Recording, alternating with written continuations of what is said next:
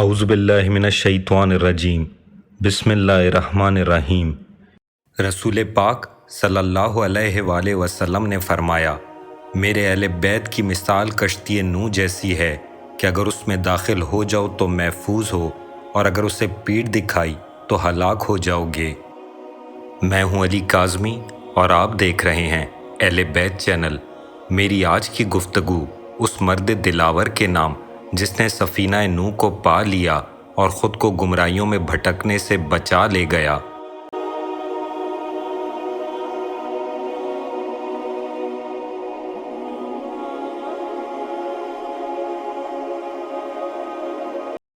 زہیر بن can بجلی قبیلہ بجلیہ کے اہم بزرگان میں سے تھے۔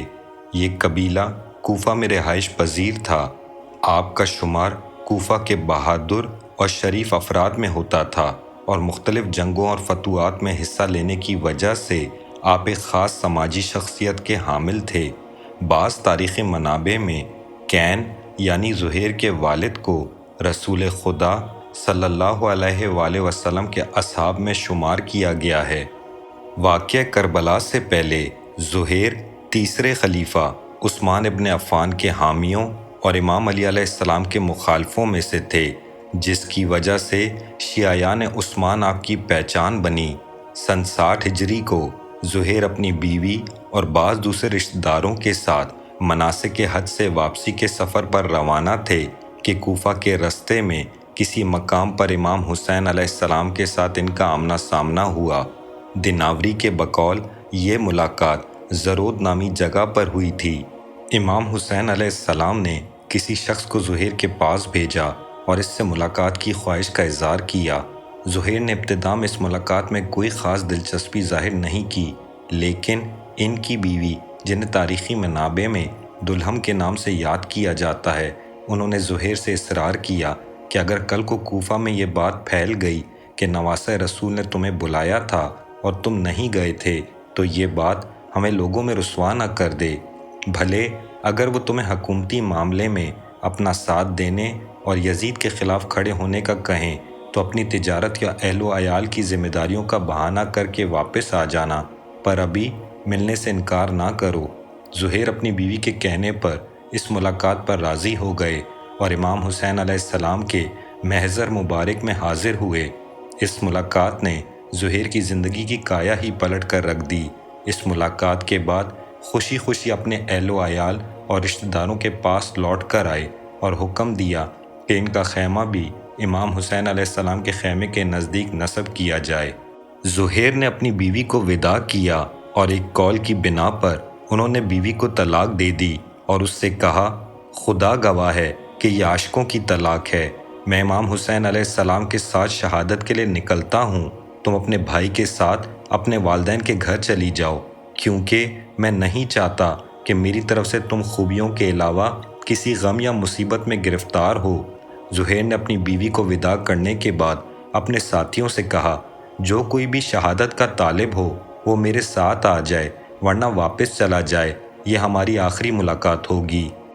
زہیر نے اپنے ساتھیوں کو ایک واقعہ سناتے ہوئے کہا کہ جس وقت میں جنگ بلنجر کے لیے گیا تھا تو فتح کے ساتھ ساتھ بہت زیادہ غنائم نصیب ہوئے تو ہم بہت خوش ہوئے۔ سلمان فارسی یا بعض منابع میں سلمان فارسی کی جگہ سلمان باہلی کا ذکر آیا ہے، جو اس وقت ہمارے ساتھ تھے۔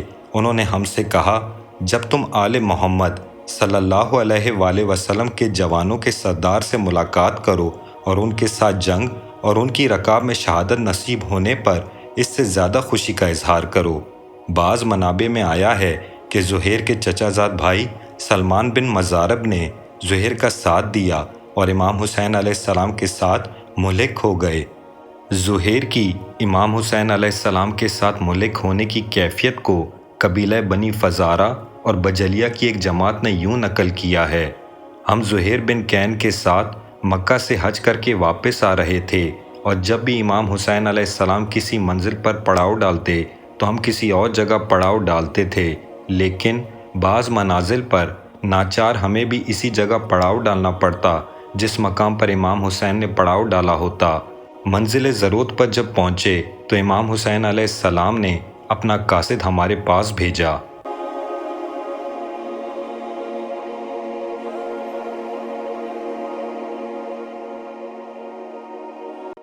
امام حسین علیہ السلام نے ہر کے لشکر کے ساتھ آمنا سامنا ہونے کے بعد ذو حسام نامی جگہ پر ایک خطبہ دیا جس میں دنیا کے حالات اور معاشرے پر حاکم حکمرانوں کے غلط فیصلے اور دنیاوی زندگی کے پست اور حقیر ہونے کی طرف اشارہ فرماتے ہوئے ارشاد فرمایا، کیا نہیں دیکھتے ہو کہ حق پر عمل نہیں ہو رہا اور باطل سے منع نہیں کیا جا رہا؟ ایسے میں مومن کو حق کا حامی اور اپنے پروردگار کی ملاقات کے لیے تیار ہونا چاہیے۔ میں موت کو شہادت کے سوا کچھ نہیں سمجھتا اور ظالموں کے ساتھ زندگی گزارنے کو ذلت اور رسوائی کے کچھ نہیں سمجھتا ہوں۔ امام علیہ السلام کی تقریر ختم ہونے کے بعد زہیر پہلا شخص تھا جس نے امام عالی مقام کے احکامات پر عمل پیرا ہونے کے لیے اپنی آمادگی کا اظہار کرتے ہوئے کہا، یبن رسول اللہ، ہم نے آپ کے کلام میں موجود بلند و بالا معرف کو سنا۔ اے فرزند رسول خدا، اگر ہمیں معلوم ہوتا کہ ہم ہمیشہ اس دنیا میں زندہ رہیں گے اور اس کی تمام سہولیات سے مستفید ہوتے رہیں گے تو پھر بھی ہم آپ کی رکاب میں شہید ہونے کو ترجیح دیتے۔ اس موقع پر امام حسین علیہ السلام نے ان کے حق میں دعا فرمائی اور انہیں اپنے لطف و مہربانی سے مستفید کرایا۔ 2 محرم الحرام سن 61 ہجری جمعرات کے دن جب امام حسین علیہ السلام کا قافلہ سرزمین نینوا پر پہنچا تو حر بن یزید ریائی کے پاس عبید اللہ ابن زیاد ملعون کا خط آیا جس میں ابن زیاد نے حر سے یوں کہا، جب میرا قاصد میرا خط لے کر تمہارے پاس پہنچے تو حسین کے ساتھ سختی سے پیش آؤ اور اسے کسی بیابان میں قیام کرنے پر مجبور کرو۔ میں نے قاصد کو حکم دیا ہے کہ تم سے جدا نہ ہو یہاں تک کہ میرے احکامات کے اجرا کرنے کی خبر مجھ تک پہنچا دے۔ والسلام۔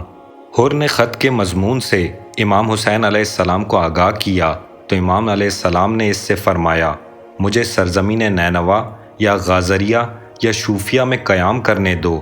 حر نے کہا، ناممکن ہے کیونکہ عبید اللہ نے اس خط لانے والے قاصد کو مجھ پر جاسوس مقرر کیا ہے۔ زہیر نے کہا، خدا کی قسم ایسا محسوس ہوتا ہے کہ اس کے بعد ہمارے اوپر زمین مزید تنگ ہو جائے گی۔ یبن رسول اللہ، ابھی اس مختصر جماعت یعنی حر کے لشکر کے ساتھ جنگ کرنا ہمارے لیے آسان ہے، اس جنگ سے جو ان کے بعد ہم سے لڑنے آئیں گے۔ میری جان کی قسم، ان کے بعد ایک ایسی جماعت آ رہی ہے جس سے جنگ کرنا ہماری بس کی بات نہیں ہے۔ امام حسین علیہ السلام نے فرمایا، ہم جنگ میں پہل کرنے والے نہیں بنیں گے۔ زہیر نے کہا، یہاں سے نزدیک فرات کے کنارے ایک آبادی ہے جو قدرتی طور پر ایک مستحکم جگہ ہے، ہم وہاں پڑاؤ ڈالیں گے۔ امام حسین علیہ السلام نے اس جگہ کا نام پوچھا تو زہیر نے کہا، اس کا نام عقر ہے۔ امام نے فرمایا، میں خدا کی پناہ مانگتا ہوں عقر سے۔ 9 محرم الحرام سن 61 ہجری کے دن عصر کو جب عمر ابن سعد ملعون کی فوج امام حسین علیہ السلام کے خیموں کی طرف ہجوم لائے اور جنگ کا آغاز کرنا چاہا تو امام حسین علیہ السلام نے اپنے بھائی حضرت عباس علیہ السلام کو بلایا اور فرمایا کہ ان کے پاس جا کر ان کا مقصد دریافت کریں کہ یہ لوگ کیا چاہتے ہیں۔ حضرت عباس علیہ السلام تقریباً 20 افراد بشمول زہیر ابن کین اور حبیب ابن مظاہر کو لے کر دشمن کی فوج کی طرف گئے اور ان سے کہا کہ تم کیا چاہتے ہو؟ انہوں نے کہا، اگر آپ لوگ یزید کی بیعت نہ کریں گے تو ہمیں آپ لوگوں کے ساتھ جنگ کرنے کا حکم دیا گیا ہے۔ حضرت عباس علیہ السلام نے فرمایا، مجھے مہلت دے دو تاکہ میں تمہارا پیغام امام حسین علیہ السلام تک پہنچا دوں۔ اس نے قبول کیا اور جواب کا منتظر رہا۔ اس موقع سے استفادہ کرتے ہوئے حبیب ابن مظاہر اور زہیر ابن کین نے عمر ابن سعد ملعون کی فوج کو نصیحت کرنا شروع کی۔ حبیب ابن مظاہر نے ان سے اطرت پیغمبر صلی اللہ علیہ وآلہ وسلم اور ان کے ساتھیوں کے ساتھ جنگ کرنے سے پرہیز کرنے کو کہا۔ عزرا بن قیس جو عبید اللہ ابن زیاد ملعون کی فوج میں سے تھا، اس نے حبیب سے مخاطب ہو کر کہا، جتنا ہو سکے اپنی تعریف کرو۔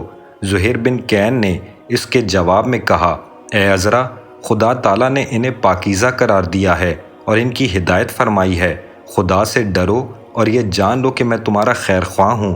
خدا کے لیے نیک اور صالح بندوں کو قتل کرنے میں گمراہوں اور ظالموں کی مدد کرنے والے افراد میں سے مت بنو۔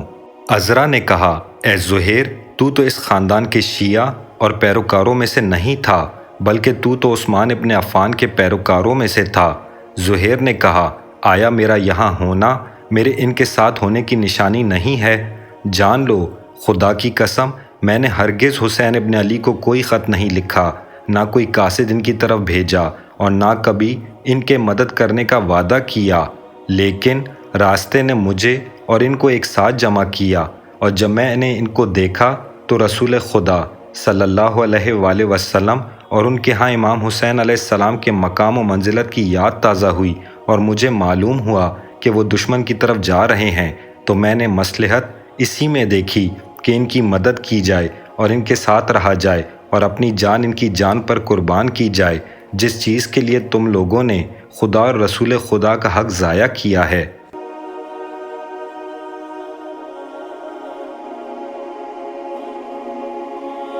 شب عاشوراء امام حسین علیہ السلام نے جب اپنے اصحاب اور اپنی اہل بیت سے اپنی بیعت اٹھا لی اور انہیں امام کو چھوڑ کر جانے اور اپنی جان بچانے کی اجازت دے دی، تو آپ کے باوفا اصحاب میں سے ہر ایک نے اپنی وفاداری اور ثابت قدمی کا اظہار کیا۔ آپ کے اہل بیت کی گفتگو کے بعد مسلم بن اوسجہ علیہ السلام اور ان کے بعد زہیر ابن کین علیہ السلام نے کھڑے ہو کر عرض کیا، خدا کی قسم مجھے مارا جائے، پھر زندہ کیا جائے اور دوبارہ مارا جاؤں، اس طرح 1000 مرتبہ بھی مجھے مارا جائے، لیکن اس کے بدلے آپ اور آپ کے اہل بیت کو خدا محفوظ رکھے تو مجھے یہ چیز پسند ہے۔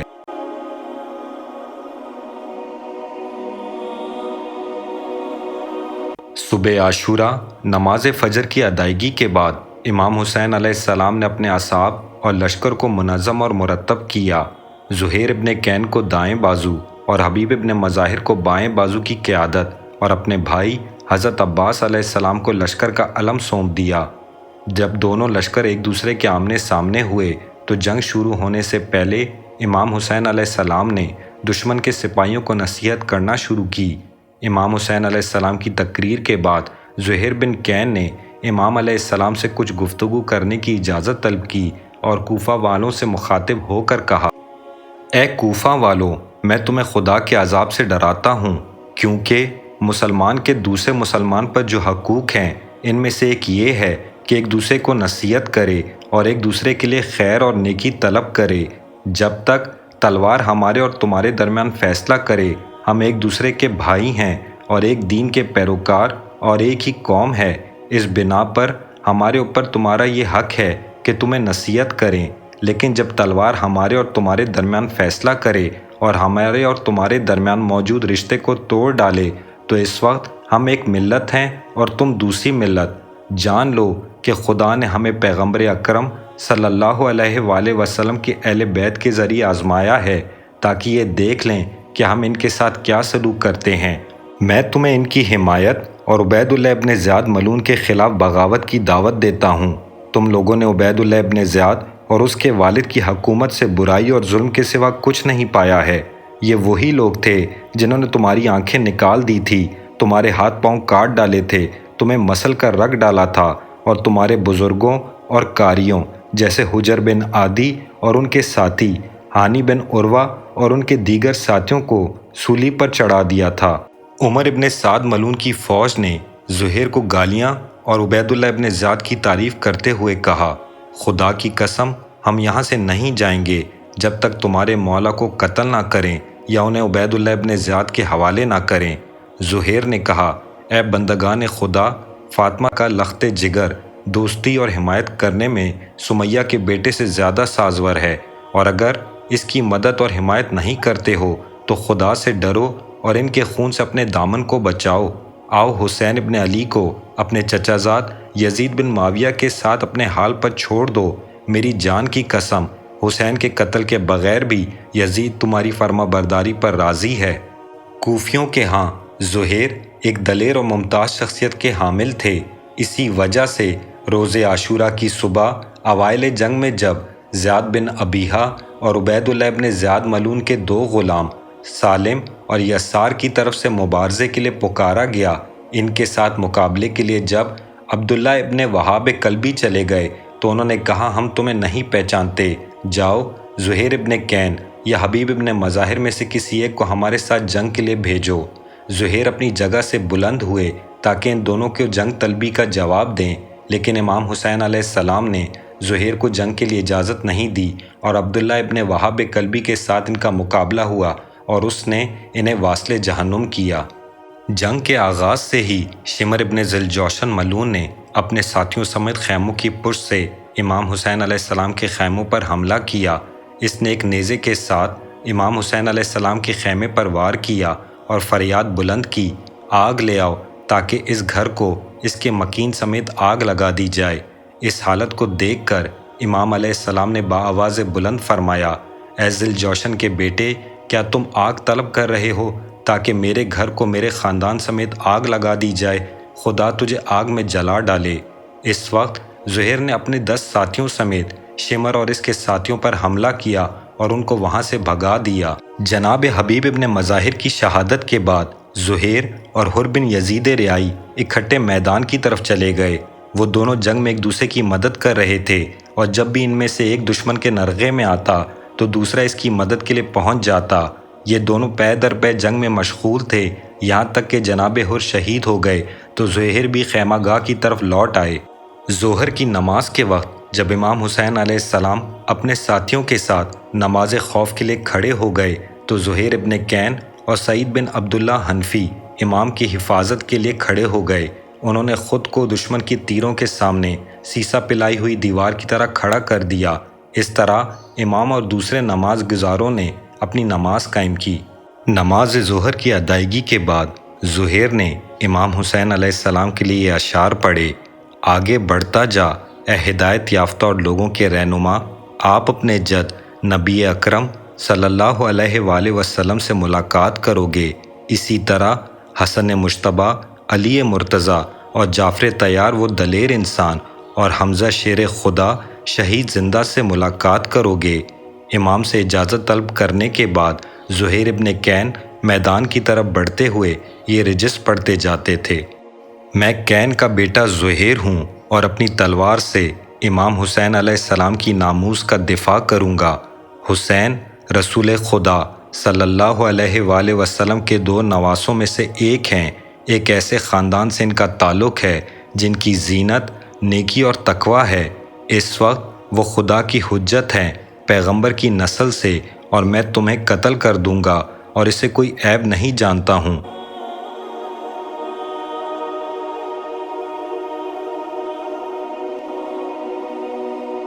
نقل ہوا ہے کہ جناب زہیر ابن کین نے میدان جنگ میں دشمن کے 120 افراد کو واصل جہنم کیا۔ آخر کار جناب زہیر کثیر بن عبداللہ شعبی اور مہاجر بن اوس تمیمی ملعون کے ہاتھوں شہادت کے عظیم مرتبے پر فائز ہوئے۔